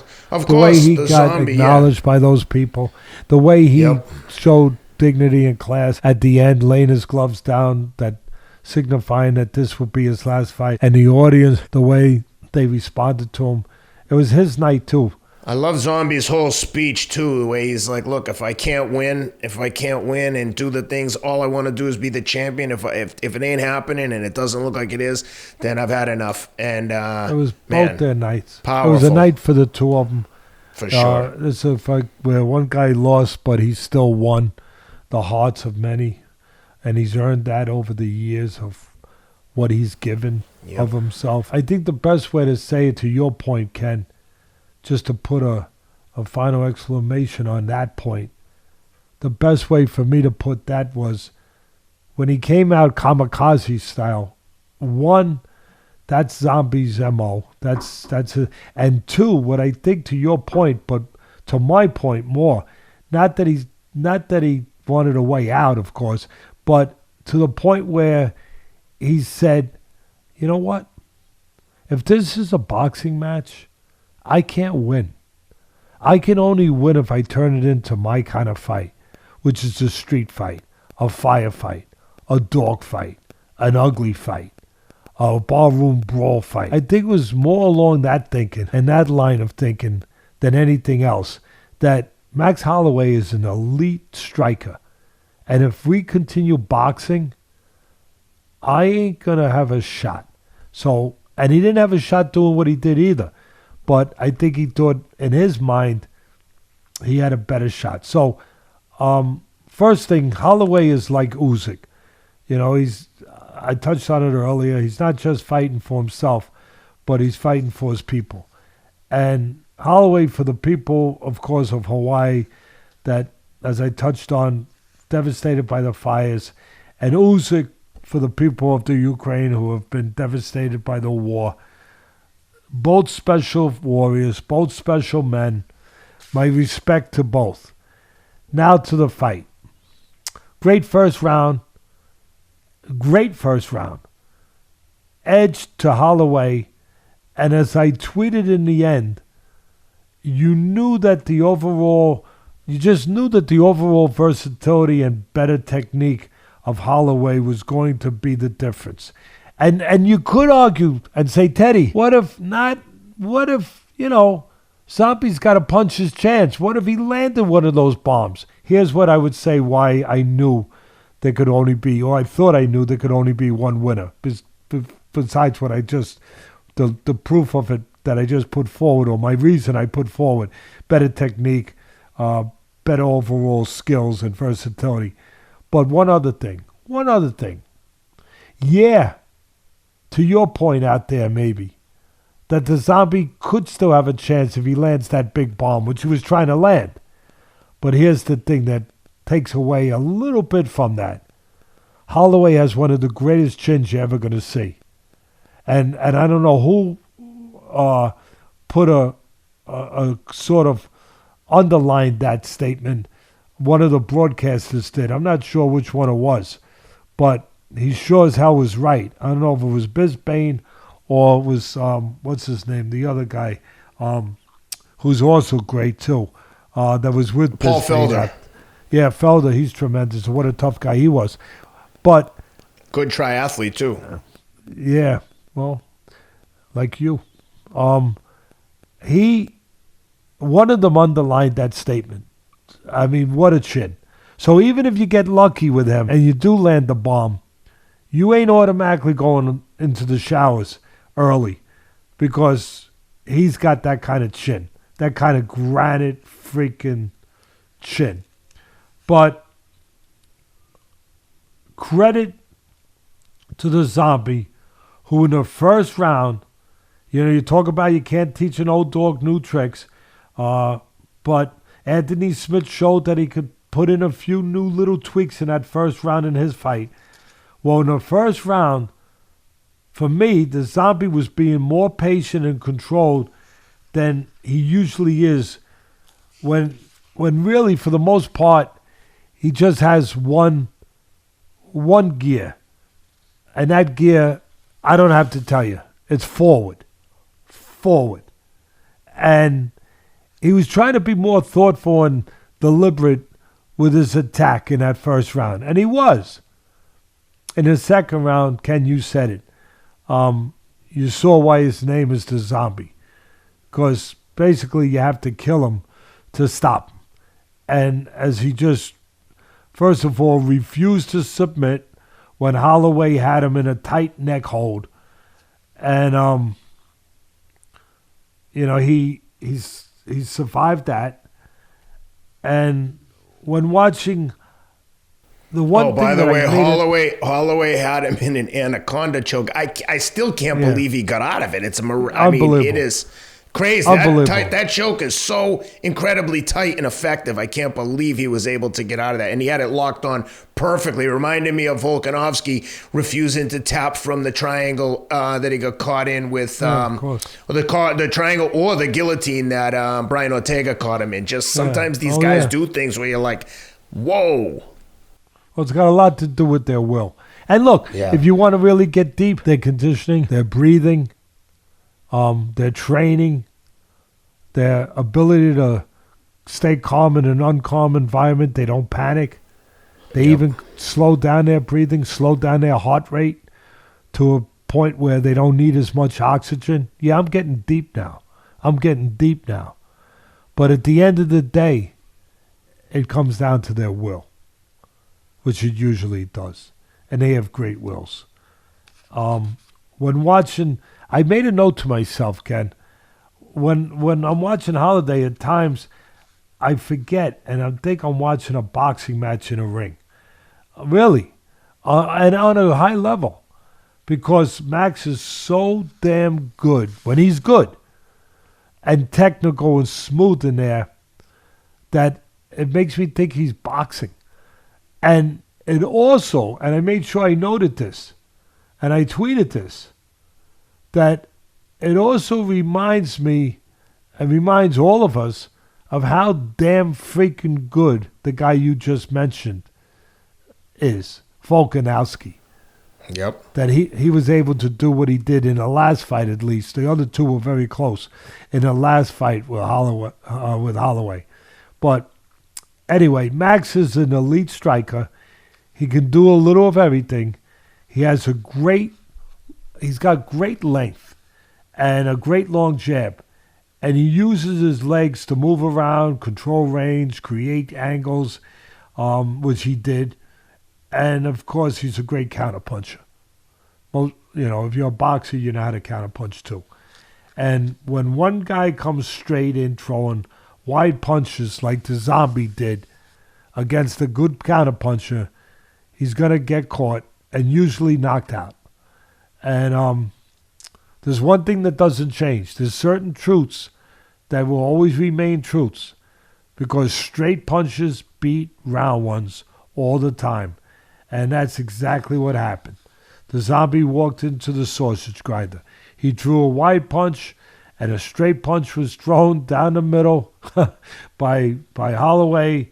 And as they say, that's all she wrote. And as Cus D'Amato, I often say and quote him, and I appreciate when people say smart things that made a mark on me that I remember. And I appreciate them, and I appreciate an etiquette that I think we should all have, Ken.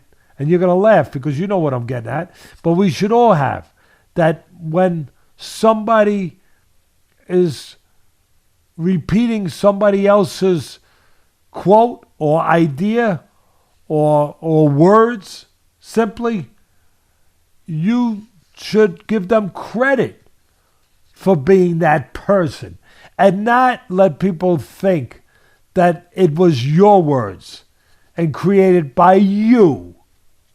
You know who I'm talking about. All right. Cus D'Amato.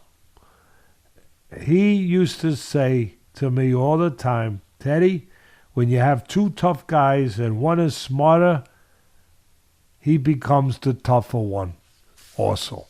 And that's exactly beautifully displayed in this fight.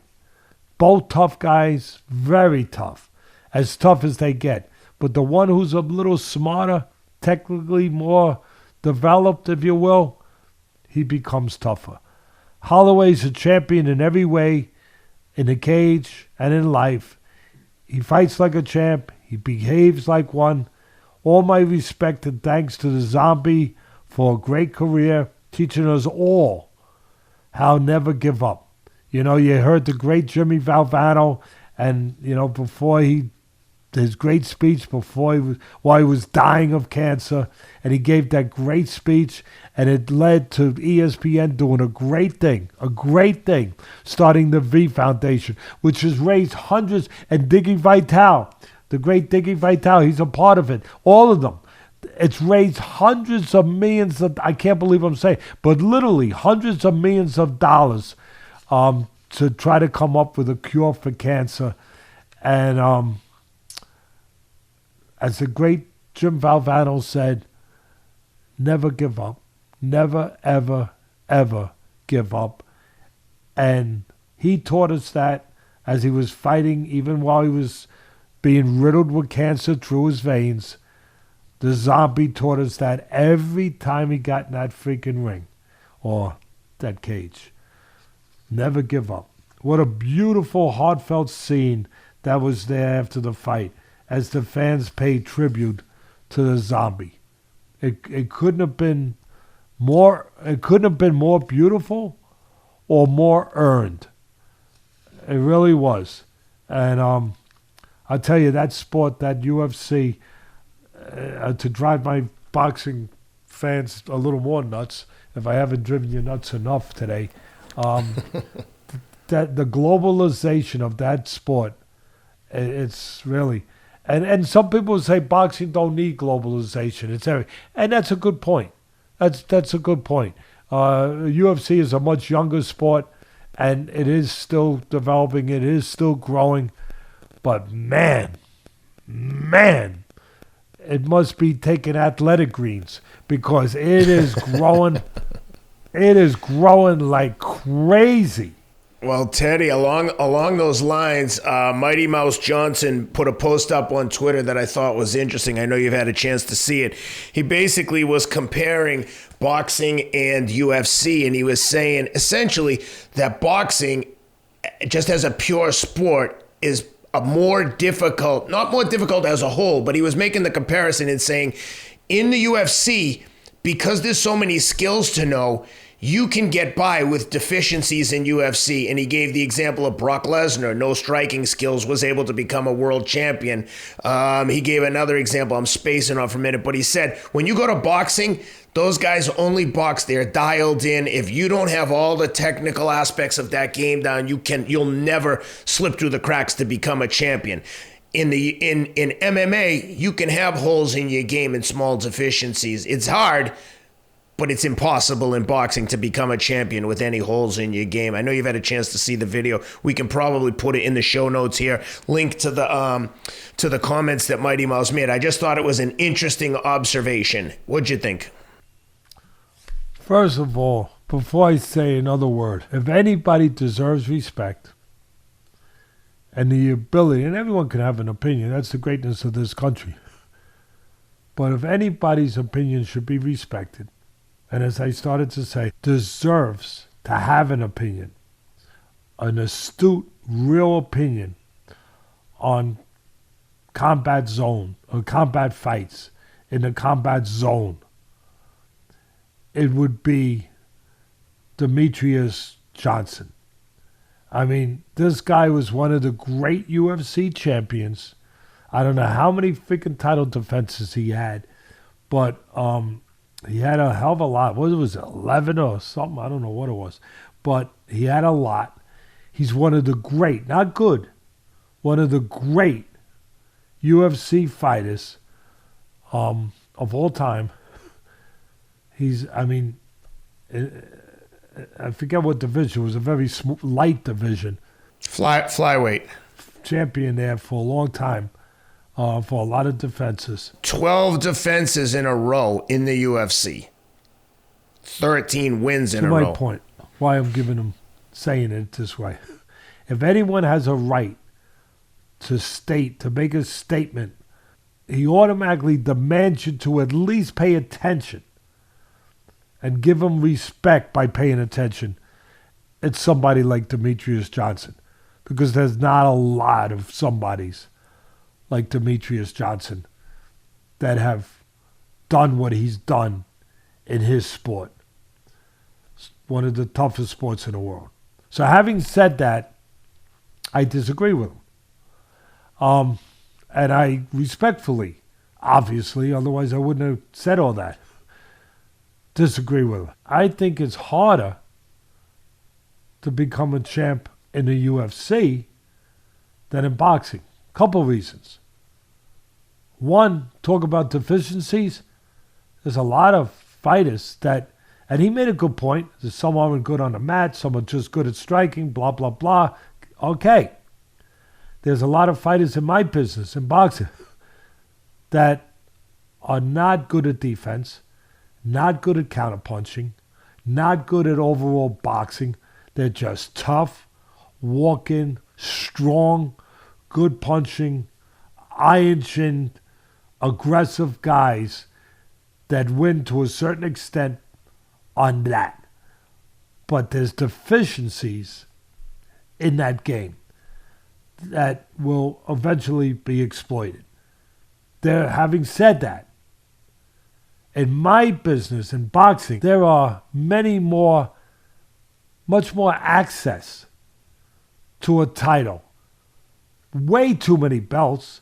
I make jokes about it. You could go to Chinatown and buy a belt as quickly as you could get one from the WBC, WBA, IBF, WBO, Bing Bat, Big Bat, Baba Bing. There are so many damn titles in boxing that you have more access to a title. And it stands to reason, if you have a quicker pathway or an easier pathway to a title, it can be easier to win a title. Number two. Number three,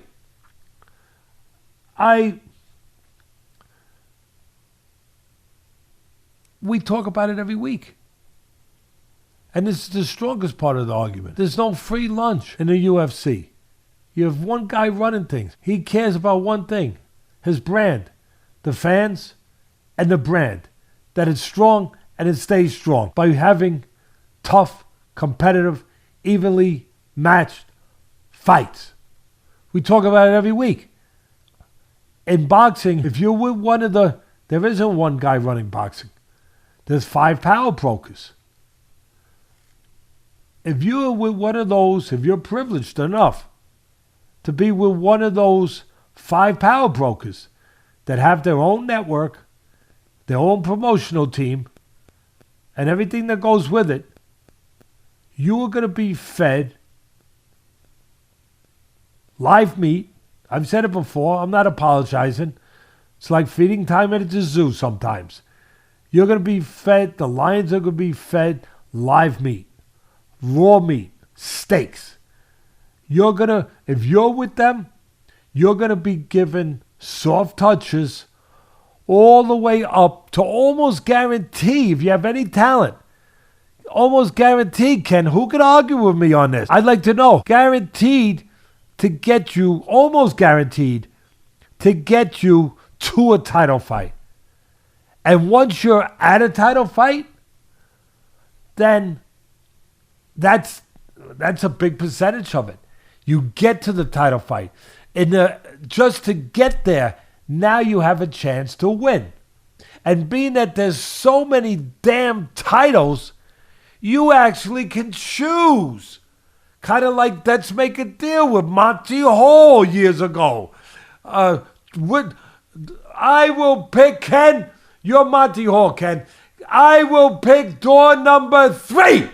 Let's see what's behind door number 3. That would be the WBO. Let's push it back. Oh, you have Mr. Henry Cooper Longpants.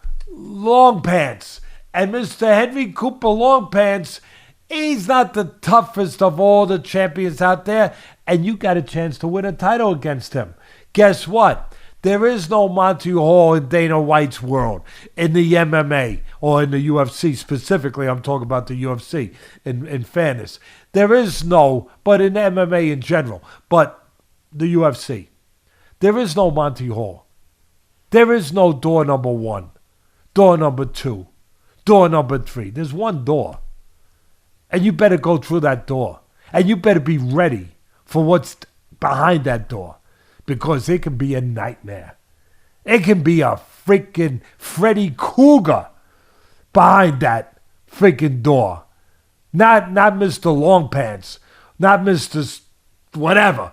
SpongeBob. I love SpongeBob, right? You know, you're not getting that. And look, there's a lot of great fighters in boxing. And most champions are qualified. But some less than others. And it's that way in MMA too. I know. I get it. Different levels of talent. But when you're talking about MMA, you're talking about, again, specifically UFC. It is a harder journey, to get to that title chance. A much harder journey to get there. You got to go through freaking, you got to be the postman on steroids. You got to go through hail, sleet, dark, gloom, rain, freaking kicks, elbows, glass. I don't know, glass, how I threw glass in there, but they don't have shoes on, so it's a possibility you could get a cut, walking through some of that rugged terrain. But the point is, you got a treacherous road ahead of you to get to that title. And then when you get to that title, there's not choices. There's one. There's one. Like I said, there's no door number 1, door number 2, door number 3. There's one. And that one, like I said earlier, might as well be Freddy Krueger for the most part. There. Behind that door. So I kind of rest my case. Again, in a very respectful way to a guy that has all the right to put forward that opinion. All the right. And I wouldn't even pay attention if it was somebody else putting it forward. But I paid attention and I listened to it because it was him. But again, I respectfully disagree for the most part for the reasons I put forward. Just a harder journey all around. A, to get to a title, and B, you only got one guy. You don't got 5 champions, 22 champions, 452 belts to pick from. You don't have that. And again, you got plenty of good fighters in boxing. Plenty of tremendous fighters in boxing. Yep. But that doesn't change the fact that my sport, unfortunately, has a problem that UFC doesn't have. Yeah. You know, some of these fighters, even they get there with a, like that song, with a little help from my friend, and yep. It really shouldn't be. And that's why I'll finish with this. This is the exclamation point. That's why I started on this podcast our petition for a national commission. Yep. Anyway, like I said, the great Elmer Fudd. That's all, folks. Thank you, everyone, for being with us. This is a good long one. Hopefully, people get to enjoy it. 2 hours, 10 minutes of value here, courtesy of the great Teddy Atlas. Thanks, everyone, for being with us. Please subscribe to the show. We appreciate you, as always. We'll be back next week with more coverage of all the combat sports action. Have a great week, everyone.